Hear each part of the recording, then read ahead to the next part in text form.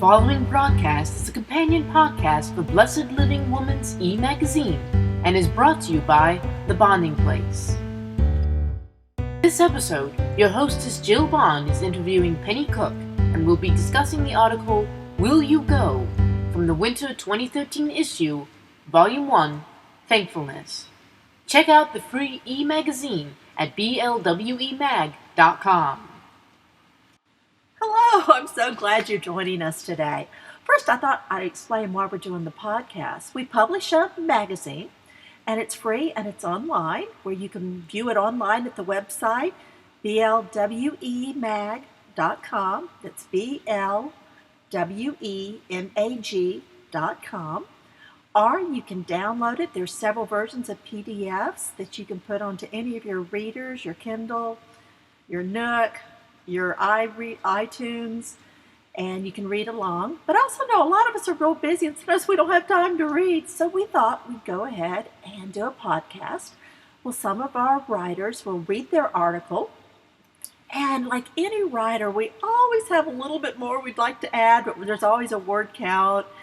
So I will plan to interview each of the writers for anything else they want to add to the article, and we hope you enjoy it. This first one is with our article that started on page 68 of the Winter 2013 Blessed Living Women's e-magazine, and it's titled Will You Go? With a subtitle of Merry Christmas with Christ, all in caps. And it's a message from one of our staff, and I guess I can tell you now that one of our staff is Penny Cooke. And so now Penny's going to start reading it for us. As we enter into the 2013 Christmas season, I'd like to encourage all of us to be proactive, not passive, and certainly not intimidated about our opportunities to share Christ. Let's be creative and share Jesus in ways perhaps we have never done before. Our world needs him desperately, even if they don't realize it. After all, we have been commanded to go into our worlds, our spheres of influence, and share him with everyone. But will we have time and room in our busy holiday-rushed schedules to even think to, let alone bother? In Matthew 29:19, Jesus tasks us with the Great Commission. Commission means authority given to carry out a duty, the authority granted to a person to act as an agent for another. We have been given authority to share Christ. Are we using that authority or shrinking back in a world where Christianity is being increasingly attacked? We do still have free speech. Let's use it. Jesus commanded, "Go and preach the good news to all." What better time than the season of his birth? Jesus is still the reason for the season.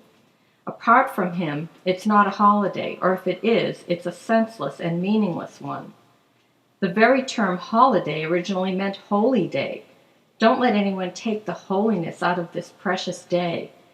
Last Christmas, I received a card that said, "Wishing you the magic of the holiday." The very same day, I saw a Facebook post that said, "Some prefer the magic over the miracle." Friends, there is no magic without the miracle.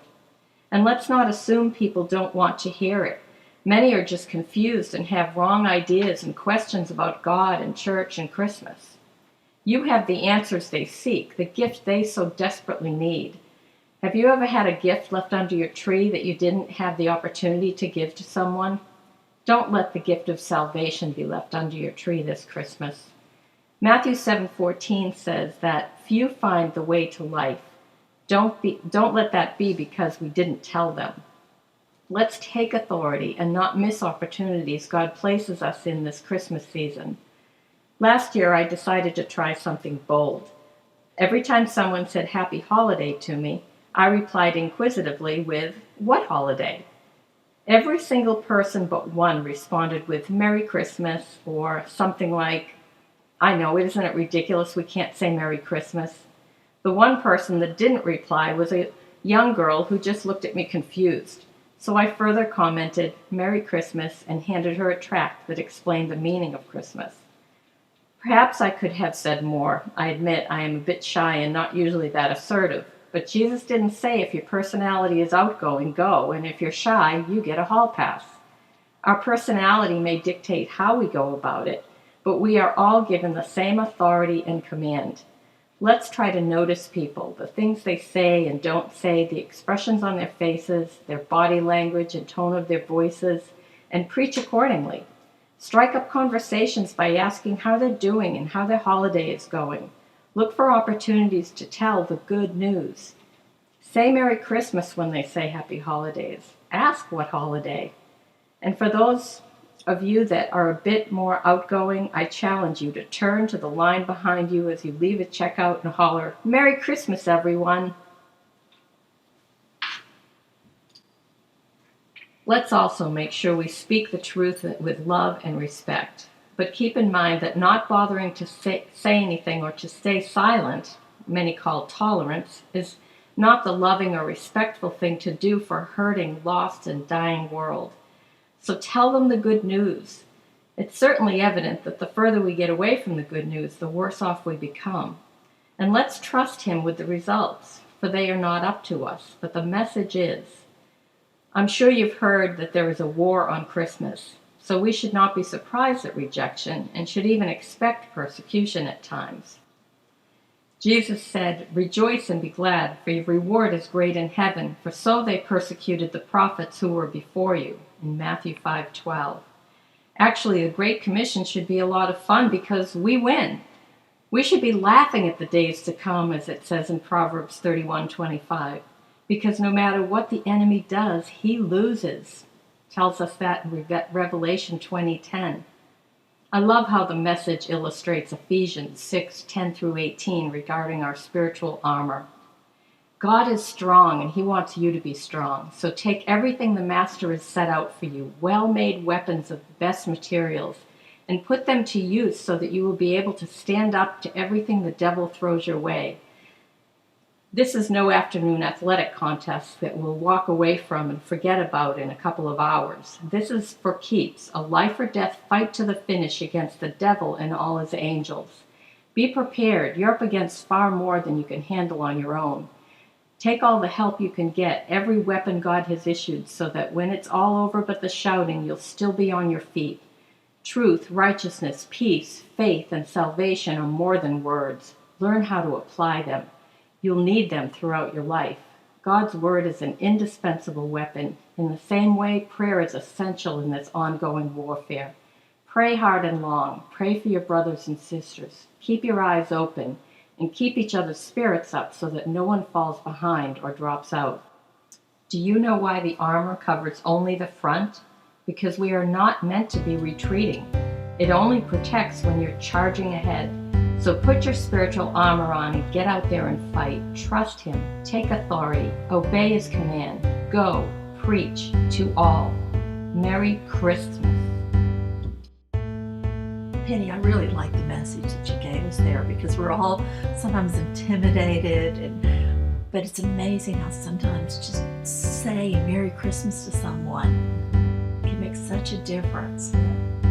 What obviously Christ inspired you to write that article, but is there something else that happened in your life that prompted you to write this? Well, again, like you say, we're all intimidated, and it seems like we're getting more and more intimidated and letting society dictate what we do and say about Christ instead of what Christ's word said. And so that's been heavy on my heart the last several years. But then last year, my neighbor has a major scene that she puts out every year, and someone stole the baby Jesus. And so she put a sign next to the manger that said, "Baby Jesus missing, please return." So everyone was seeing this sign and talking about it in support of it, saying they were sorry that happened. And at one point, a mom and her daughter left a jar of money by her door. Oh, that's and with a note that said, that this is to put towards a new baby Jesus. And it was someone she didn't even know. And so people are more supportive. I mean, it's really the minority that I think you're right. I think there's more people that would say Merry Christmas if we said it to them first. Absolutely. I mean, last year when I was doing my little experiment of saying what holiday, most people were just like, I know, isn't that ridiculous? Or they just say Merry Christmas, and but At the last few years, when I've talked to people about that, they're just disgusted that we can't say Merry Christmas. Who says we can't say Merry Christmas? We have freedom of speech. Right. I mean, You wonder if their boss has told them that, you don't want to intimidate someone, but it's like, but what are we celebrating? Yeah, that's right. What are we celebrating for? Why are you choosing to do what you're doing? Yeah, why are we giving gifts? Whose birthday is it? Exactly. Annie, what ended up happening with that lady with her manger scene? Well, evidently the baby Jesus was returned only to be stolen, and returned again, smashed even worse. She told me that a very nice man from up the street brought it back the second time after finding it in his yard.